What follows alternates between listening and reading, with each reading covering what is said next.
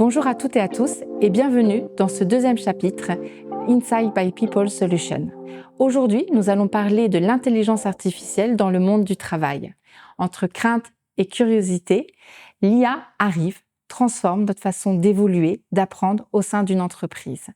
J'ai la chance d'être accompagnée par deux invités aux regards différents, complémentaires, tous deux engagés profondément dans la transformation de l'humain et la technologie au sein d'une organisation. Julien ? Bonjour. Bonjour, merci d'être là et d'être présent aujourd'hui avec nous. Je te propose peut-être dans un premier temps de te présenter et de nous expliquer aujourd'hui ton rôle et ton intérêt pour justement l'intelligence artificielle. Oui. Alors, je travaille aujourd'hui maintenant dans les technologies, dans le secteur du transport. Et j'ai une première partie de ma vie professionnelle qui a été dans le monde des ressources humaines. Oui.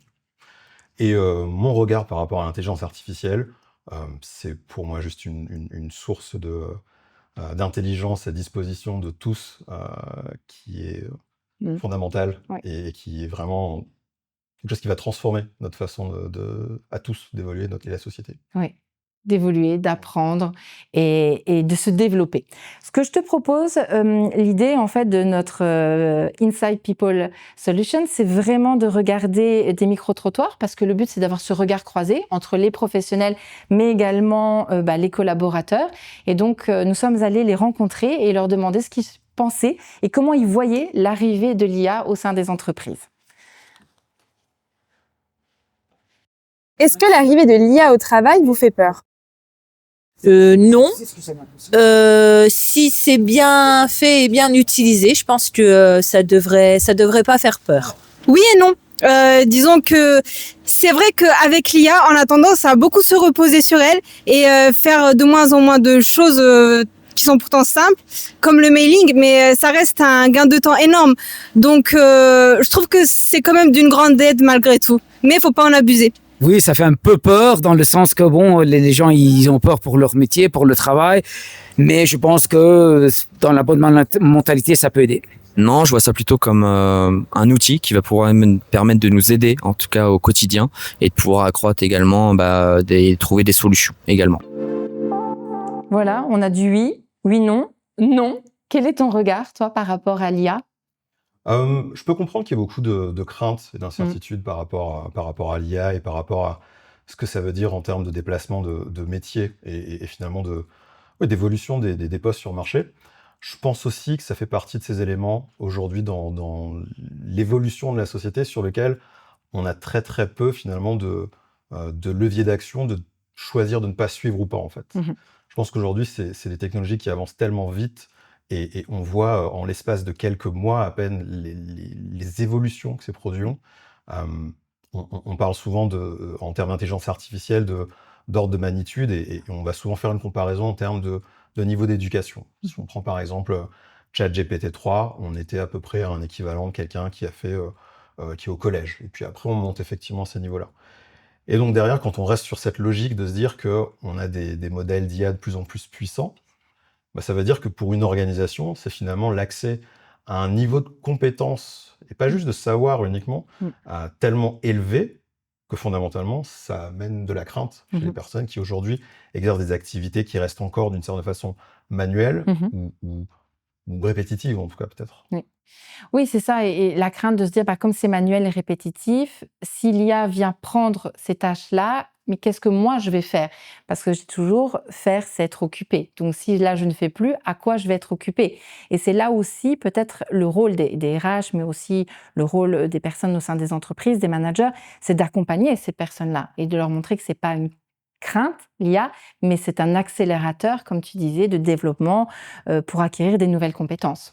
Oui, et si justement on regarde aujourd'hui ce qui existe technologiquement et qui est déjà sur le marché, on a toute une série d'exemples où, par exemple, on va avoir des produits de Microsoft, concrètement, qui vont être déjà dans des fonctions d'analyse de l'ensemble des activités qu'un utilisateur va avoir sur son ordinateur, et qui, à partir de là, va faire des inférences sur les compétences associées à ça. Je travaille sur 10 PowerPoints autour d'un sujet stratégie. Est-ce qu'à un moment donné, je vais déduire que finalement j'ai des compétences sur le sujet ou pas ? C'est une inférence qui est faite. Est-ce qu'elle est exacte ou pas ? Ça se questionne. Mais en tout cas, les capacités de pouvoir faire des analyses et des suggestions par rapport à ce qui est disponible, ça amène effectivement ce besoin de réfléchir à comment est-ce qu'on conserve finalement sa pertinence. Oui. Et oui, on perçoit l'IA comme quelque chose qui va donner du pouvoir finalement, qui va donner plus de capacité, d'autonomie. Les éléments de réflexion des organisations, bientôt, ça va être plus comment est-ce que on va manager finalement le couple humain-IA IA. et comment est-ce que cet humain-là finalement va être dans une capacité à manager le travail de l'IA plus que à être managé par l'IA. Et c'est en ça où il y a tout ce travail-là, je pense, d'éducation de la part des organisations, d'adresser des craintes qui sont tout à fait légitimes, mais d'avoir aussi des réponses qui soient motivantes, encourageantes et qui ne peuvent qu'inspirer finalement plus de motivation et de curiosité et d'épanouissement dans son travail. Oui, parce qu'au final, c'est l'épanouissement et de voir un peu l'impact que ça peut avoir positif dans mon travail. Est-ce que tu as des exemples concrets à nous donner que tu as déjà mis en place au sein de ton entreprise? En termes d'IA, un exemple que je peux prendre aujourd'hui, des choses un peu simples. Aujourd'hui, si je suis amené à faire un rapport toutes les semaines avec mon CEO, et je vais le prendre encore il y a quelques mois de ça encore, j'allais manuellement, du coup, reprendre un petit peu mes notes, discuter un peu avec les gens de mon équipe pour savoir, OK, c'est quoi les sujets qu'il faut que je tienne à jour. Aujourd'hui, toutes les réunions que j'ai avec mes collaborateurs sont enregistrées, donc on a des minutes de meeting qui sont automatiquement produites, et j'ai qu'à faire un prompt que j'ai programmé qui automatiquement, tous les vendredis, va me préparer mon update de tout ce qui a été fait dans la semaine. Parce que on a établi en tant qu'équipe des façons de travailler qui nous permettent justement de faciliter la documentation de ce qu'on fait pour qu'on n'ait pas à passer plus de temps à faire de l'admin qu'autre chose, pour que justement derrière, on utilise tout le potentiel et qu'on puisse se concentrer à créer de la valeur dans nos échanges, dans nos interactions. Oui, c'est ça. C'est en fait gagner ce temps-là où il y avait peut-être peu de valeur ajoutée pour justement se concentrer sur l'échange, l'objectif de la réunion. Et c'est un très bon exemple que tu donnes et qui est facilement... voilà, je pense que dans tes équipes, ça a été facilement accepté, on va dire. Ouais. Je pense que un des points qui est lié un peu à ça, c'est effectivement après derrière la question de la protection des données, de l'accès, etc. Oui. Et je pense que ça aussi, justement, d'un point de vue RH, c'est là où tout le rôle du RH rentre en compte, c'est d'équiper les managers, d'équiper les leaders des organisations pour accompagner les gens dans leurs équipes à comprendre que, OK, une réunion peut être enregistrée. Déjà, il faut qu'on soit tous à peu près d'accord. Oui. Mais qu'est-ce qui fait qu'on peut avoir de la résistance à ce que cette réunion soit enregistrée? Est-ce que derrière, c'est une question de manque de psychological safety, qui fait que finalement, en tant que personne, on ne s'autorise pas à exprimer comme on le souhaiterait parce que c'est enregistré et par risque de représailles si on aura dit un mot de trop. Je pense que ça, justement, c'est tous ces éléments-là d'influence sur la façon dont les gens perçoivent les technologies qui sont justement aussi, pour moi, une des missions des RH, justement, d'accompagnement. Passer de la méfiance à la confiance. Ouais. Et c'est de la pédagogie, c'est de l'accompagnement, de la communication. Mais je te rejoins, c'est aussi le rôle des RH, le rôle des managers d'accompagner et d'expliquer simplement que c'est pas de la méfiance, et ça ne va pas les remplacer parce que nous, en tant qu'humains, notre cerveau, notre prise de décision seront toujours valorisées, mais c'est pour travailler de manière plus efficacement, plus productive et à des choses à plus haute valeur ajoutée. Et justement, par rapport à un des commentaires qui a été fait dans la vidéo, sur le fait de finalement ne donner à l'IA la tâche et de juste ensuite se concentrer sur ça, justement, je pense que les métiers au sein des organisations vont être amenés à évoluer vers une position où chaque personne dans l'organisation sera plus dans une position d'analyse critique de ce qui aura été produit par l'IA, plutôt que d'avoir une IA qui fait son job. Parce que l'expérience, effectivement, et le sens critique et la créativité qui est nécessaire pour pouvoir... j'ai prompté mon IA, j'ai reçu une réponse, elle est peut-être dit avec beaucoup de confiance, beaucoup de certitude, et j'aurais peut-être tendance à la croire spontanément, mais comment est-ce que moi je développe cet esprit critique pour rester justement... OK, c'est peut-être bien écrit et formulé, mais je sais qu'il y a ces éléments de contexte supplémentaires qui me font dire que ce qui a été produit n'est pas exact, n'est pas Exact. correct. Exactement. Et tu mets le point sur quelque chose parce que je pense que voilà, l'humain a toujours sa place et il faut penser, c'est le framework des 4C, c'est vraiment le sens critique, la curiosité, la coopération, la communication. C'est là où nous, si on utilise bien l'IA et qu'on fait attention à ces 4 choses, l'IA va pas nous remplacer. En tout cas, pas maintenant, parce qu'on va développer ces compétences, on va acquérir des nouvelles compétences en ayant ces 4 C, sens critique, créativité, coopération et communication. Et c'est vraiment important. Mais il faut vraiment bien l'expliquer. Oui. Et justement, toute cette notion d'apprentissage en termes de Oui. compétences, le simple fait aujourd'hui que, quand on regarde la complexité du monde du travail de façon générale, où il y a une nécessité finalement de compréhension de sujets très techniques, très complexes, très rapides, l'IA, c'est une réponse parfaite à ça. Elle va permettre d'amener du contenu de formation adapté aux préférences de formation de l'utilisateur pour le faire monter en compétences très rapidement et pour très rapidement finalement, je ne vais pas dire développer une expertise, mais en tout cas développer une compréhension suffisamment solide pour pouvoir être critique et interagir finalement avec d'autres personnes. Et justement, c'est peut-être ces niveaux de micro-formation de façon un peu permanente, ou en tout cas régulière, Oui. qui vont traduire une nouvelle forme de curiosité attendue chez les employés dans une organisation.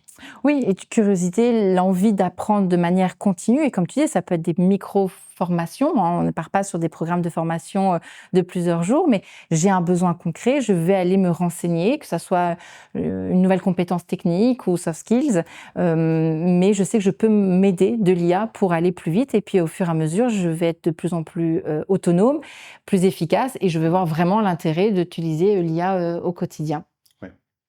J'avais lu une étude de Microsoft qui disait qu'aujourd'hui, les personnes qui utilisent l'IA passaient de 10 à 30% de leur temps sur l'IA dans la journée et au final gagnaient entre 30 minutes et 45 minutes. Donc on voit aussi un intérêt. Aujourd'hui, on nous demande toujours plus, d'être plus efficace, d'être plus productif, de faire rentrer l'IA parce qu'on se rend compte que dans une journée, tout compte fait, le soir, notre charge mentale est un peu plus allégée parce que justement, on a fait plus de tâches.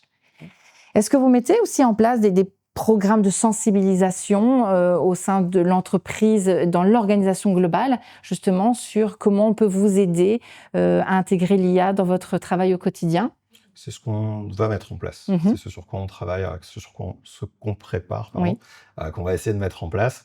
Parce que justement, de par ces craintes et les appréhensions qu'il peut avoir, je pense que pour moi, ça devient assez critique de pouvoir montrer à l'organisation qu'il y a une réflexion qui est faite en amont, pas uniquement sur le fait qu'il y a un nouvel outil technologique un peu brillant, qui a l'air un peu cool, qui va avoir un cas d'usage très spécifique et qui fait le job parfaitement, mais plus de montrer qu'au-delà de ça, il y a aussi une réflexion qui est faite en termes de gouvernance et d'éthique de ces solutions-là. Parce que toutes les activités de conduite du changement qui vont être associées au déploiement de ces solutions-là, c'est aussi basé sur finalement la confiance que les employés de l'organisation vont avoir par rapport à ces décisions managériales, à ces décisions de leadership. Et si il y a effectivement cet exemple-là qui est montré que c'est pas parce qu'on peut faire quelque chose qu'il faut qu'on le fasse, ce qui pour moi reste quand même un sujet vraiment à pas perdre de vue. Pas négliger. Je pense qu'on ne peut que finalement, en tout cas peut-être susciter de la confiance tout à fait naturelle finalement par rapport aux intentions et justement. Je pense que cette question d'éthique reste quand même extrêmement importante. Hyper importante. Éthique, morale, protection des données, passer de la méfiance à la confiance et puis avoir ces ambassadeurs, comme tu dis, avec des personnes qui vont expliquer, qui vont montrer que ça fonctionne. Dans un contexte de transformation et de changement, c'est difficile d'amener tout le monde et en même temps vers le changement, mais d'y aller étape par étape et d'avoir ces ambassadeurs et de montrer que concrètement, moi, personnellement, ça me fait gagner du temps, ça me permet d'agrandir et d'accroître mes compétences et je prends plaisir, en fait, à travailler avec l'IA, remettre aussi la notion de plaisir au quotidien grâce à l'IA. Je devais préparer une présentation à quelques semaines de ça. C'était vraiment, vraiment intéressant parce qu'en fait, je me suis juste mis finalement à discuter à voix haute avec l'IA et de simplement ensuite avoir cet échange critique en fait. En face de moi, j'ai quelqu'un avec qui je discute, quelqu'un de super intelligent, en tout cas qui a énormément de knowledge, qui a énormément de savoir. Mais par contre, il va me dire des choses des fois où, ok, super, c'est cool, mais c'est pas ce que je recherche, ou c'est pas exactement pertinent dans mon cas. Et c'était cool en fait. C'était vraiment une activité. C'est beaucoup d'émulation parce que ça ça invite justement à rester dans cet esprit critique de façon un peu permanente et de réfléchir aussi à comment on structure cette discussion et cet échange-là. Et cette réflexion-là aussi, bah, je pense que d'un point de vue, si je sors même de la partie technologie, dans les interactions qu'on a avec les autres, ça amène à devoir réfléchir. Quand on réfléchit, quand on discute avec un chatbot, avec ChatGPT, on parle finalement de façon un petit peu différente. Et c'est cette différence-là, des fois, qui va produire des réponses un peu bizarres. Mais justement, le fait d'avoir cette réflexion-là, elle nous permet aussi, du coup, de réfléchir dans les échanges qu'on a avec des vraies personnes. Bah, effectivement, quels sont ces éléments-là qui peuvent amener une conversation plus efficace. Et c'est super intéressant ce que tu dis parce que justement, à t'écouter, ça te challenge, alors que beaucoup ont ce biais inconscient de dire oui, si j'utilise trop l'IA, je vais être amené à plus réfléchir ou à moins réfléchir. Alors qu'au final, non. C'est justement, je suis challengée, je le challenge, j'ai ce sens critique et ça m'amène après, quand tu auras des vraies interactions avec l'humain, d'être dans une autre façon de réfléchir et de communiquer et d'interagir. Donc ouais, c'est super intéressant. Et c'est surtout que les possibilités de pouvoir discuter avec une IA qui va avoir une personnalité complètement différente entre interagir avec moi comme un expert technique sur une technologie ou interagir avec moi comme si tu étais un CEO ou si tu étais quelqu'un qui travaille en RH. On va avoir des personas, des profils de réponse un petit peu de type, mais c'est des choses qui vont justement, en tout cas, déclencher une réflexion et une forme de créativité par la suite. Et c'est que de la réflexion et de l'amélioration. Donc, tu n'arriverais plus à te passer de l'IA, si je comprends bien. Ce serait moins fun. Oui. Ce serait clairement moins fun. J'aurais du mal, je pense. Ce serait quand même moins fun de plus avoir accès à l'IA, Et ça vient dans nos habitudes, en fait. Maintenant, c'est presque un automatisme de l'utiliser. Et comme tu dis, quand il y a des sujets de réflexion, plutôt que de rester avec ce sujet-là, bah, tu le challenges et tu discutes avec l'IA et tu en ressors à chaque fois avec des informations supplémentaires. Oui. Très bien. Et est-ce que tu vois des choses, comment tu vois les choses évoluer au sein d'une organisation, au sein des entreprises? Parce que c'est aussi le grand sujet. L'IA, on sait qu'il y a des métiers qui vont disparaître, des métiers qui vont apparaître. Les chiffres, il y a beaucoup d'études sur ça. Comment toi, tu vois les choses? Il y a 7 ans de ça, à peu près, quand je discutais avec des collègues sur le fait que dans une offre de recrutement, dans une annonce, on va demander souvent est-ce que vous maîtrisez Word, Excel, Outlook, etc. Et à ce moment-là, je me souviens que le fait de mentionner, je suis convaincu qu'il y a un moment donné où on va demander aux gens comment est-ce que tu peux automatiser ton travail.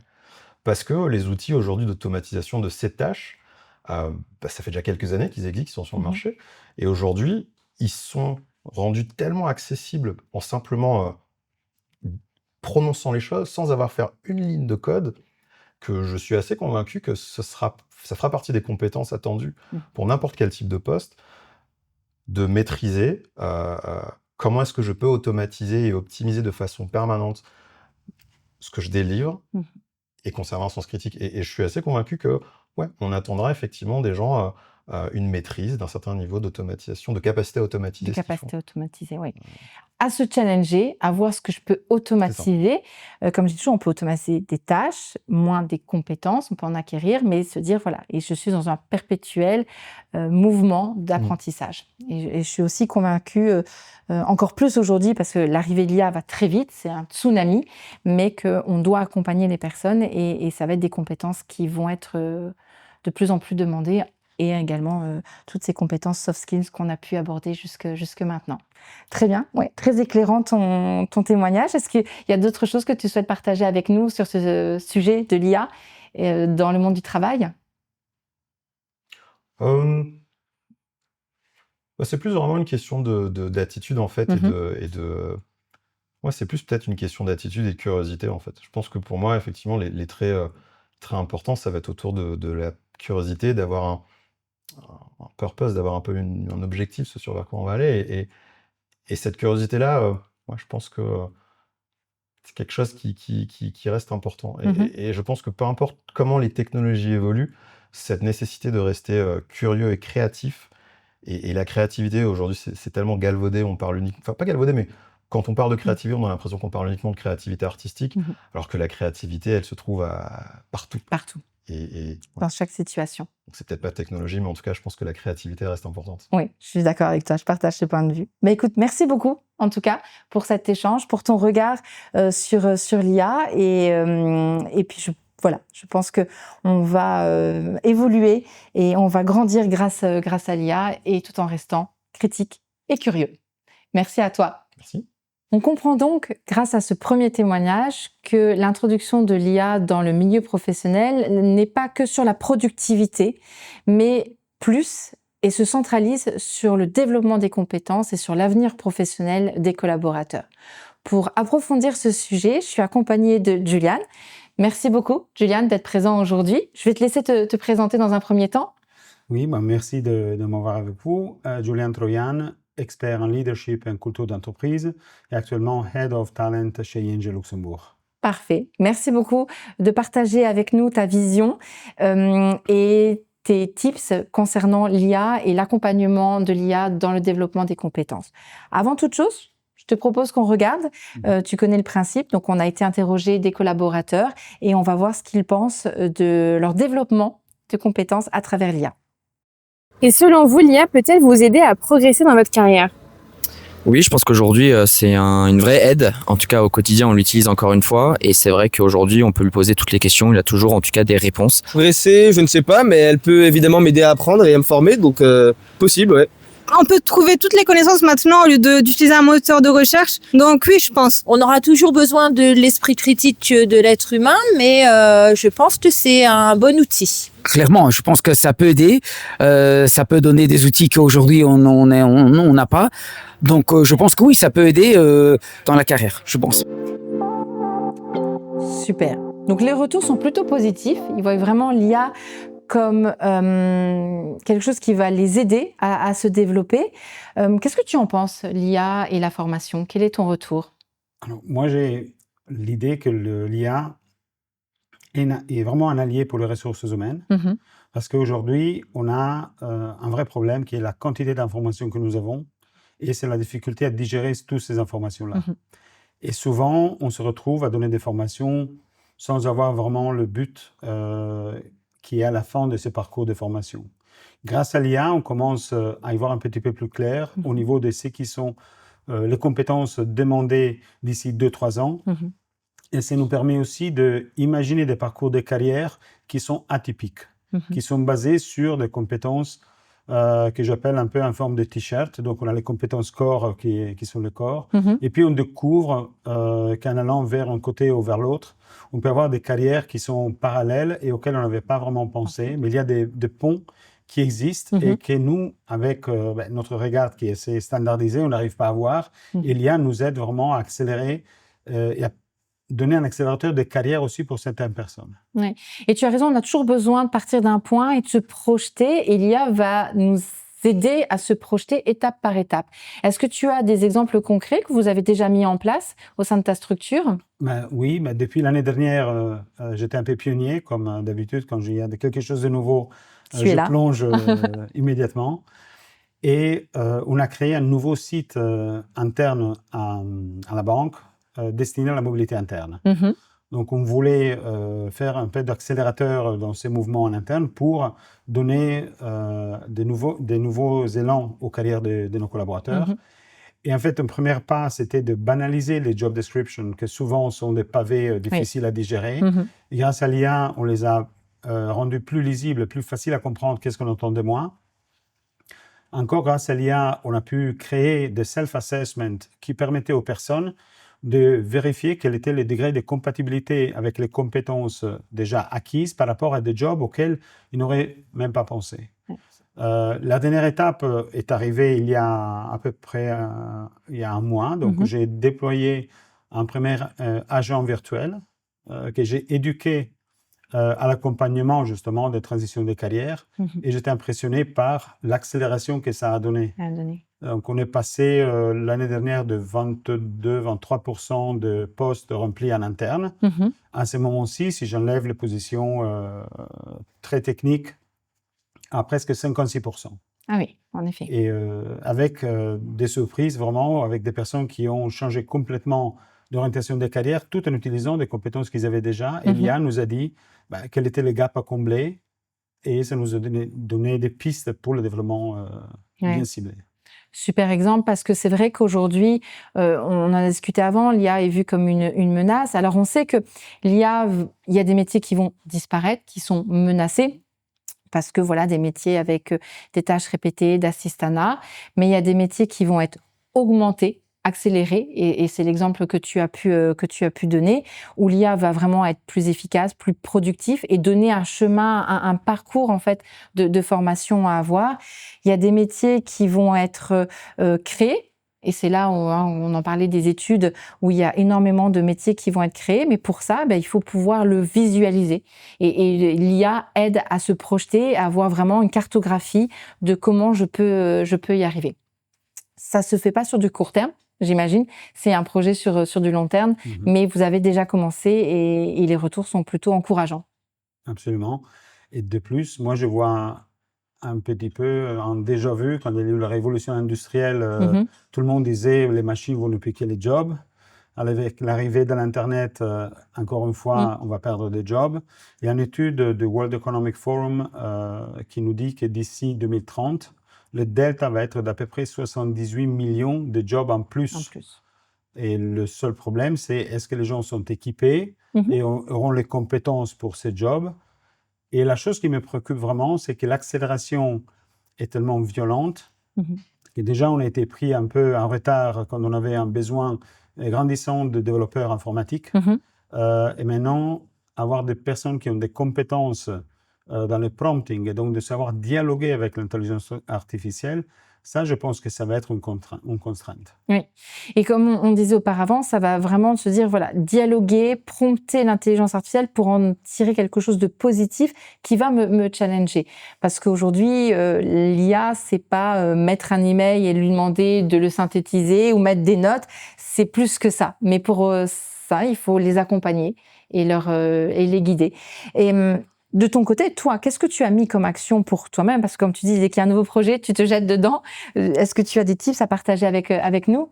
Oui, en fait, ce que tu as cité, c'est les actions de base qui sont aussi amusantes. C'est très facile de donner un email. Peut-être parfois qu'on est énervé, tu peux me mettre cet email un peu plus soft tout en laissant passer le message que je voulais passer. Exactement. Et c'est assez impressionnant. Oui.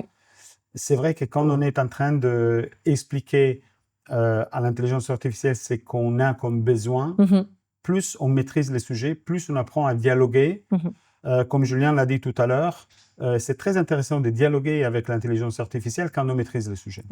Vite, on se rend compte s'il y a ce qu'on appelle les hallucinations, donc des commentaires ou des prompts qui donnent des réponses qui n'étaient pas du tout ce qu'on voulait.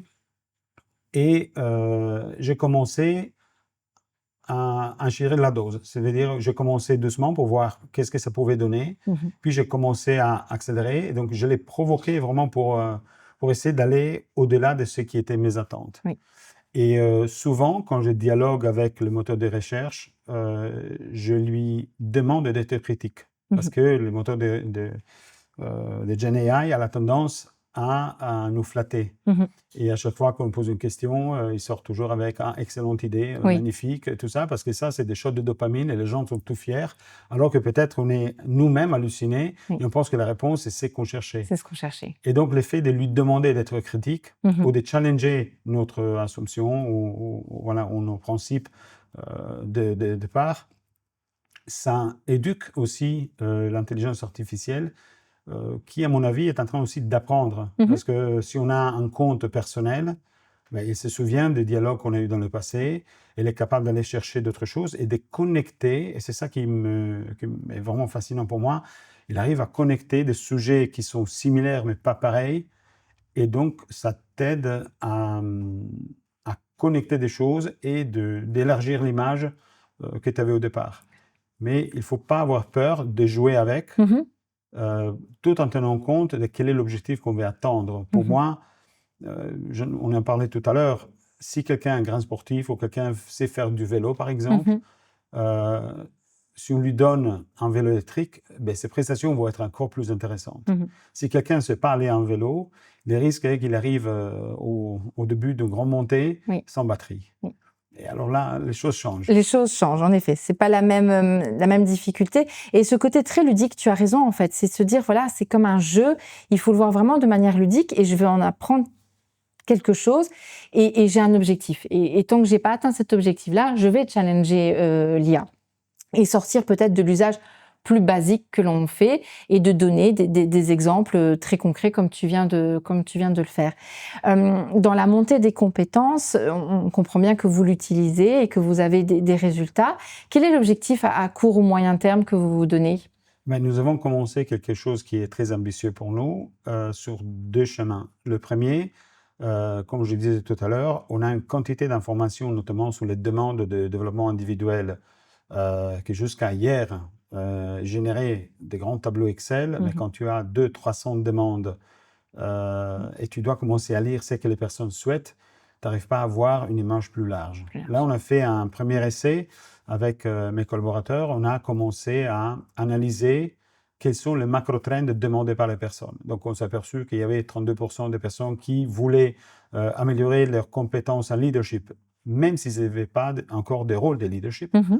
D'autres personnes qui ont commencé à demander des développements, les langues étrangères, ça c'est assez facile à spotter, mais c'est surtout la gestion du conflit, le fait de comment est-ce que je peux réengager une équipe.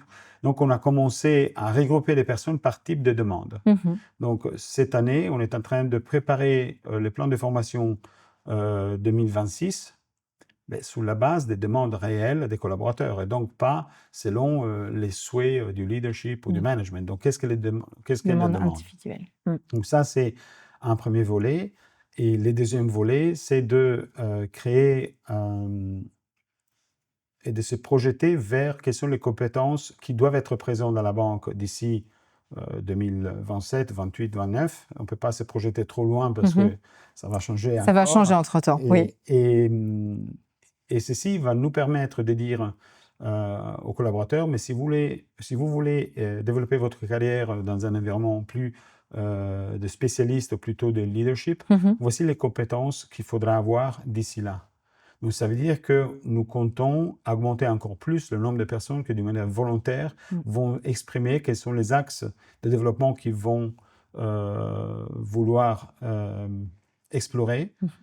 Et ça va nous permettre de donner des réponses qui vont être vraiment ciblées sur la personne et pas généralistes comme on faisait. Jusqu'avant, il y avait un parcours de formation. Tout le monde allait dans ce parcours de formation. Il n'y avait pas de l'ultra-personnalisation comme l'IA peut faire. Et je rebondis sur ce que tu as dit aussi. L'IA, de ce que je comprends dans les demandes que tu as pu recevoir, on n'est pas sur des hard skills, mais vraiment sur des soft skills.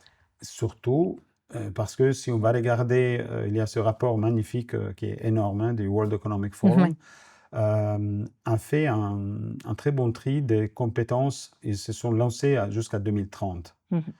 Donc, il n'y a pas de grosses nouveautés, dans le sens que dans les cadrans qui est en haut à droite, donc les Competencies in Need pour 2030, il y a 2 nouvelles entrées, pas de grandes surprises, c'est les compétences de prompting, de l'intelligence artificielle et data savviness, donc savoir gérer des data, parce qu'aujourd'hui, c'est ça. Les choses qui ont disparu, et qui sont devenues moins clés, elles sont presque tous des compétences qui sont knowledge-based. C'est des choses qui sont répétitives ou qui peuvent être facilement remplacées. Ceci ne doit pas faire peur.